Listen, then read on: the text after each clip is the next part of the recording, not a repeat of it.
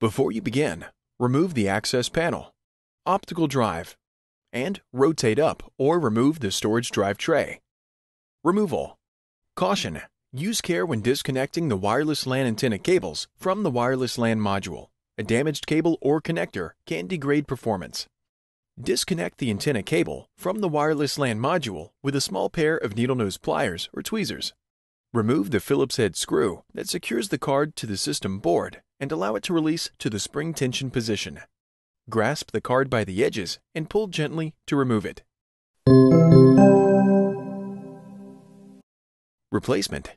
Match the notch on the card with the key in the socket and gently push the card into place. Press the card down and replace the Phillips head screw that secures the card to the system board. Reconnect the antenna cable to the connector on the wireless LAN module.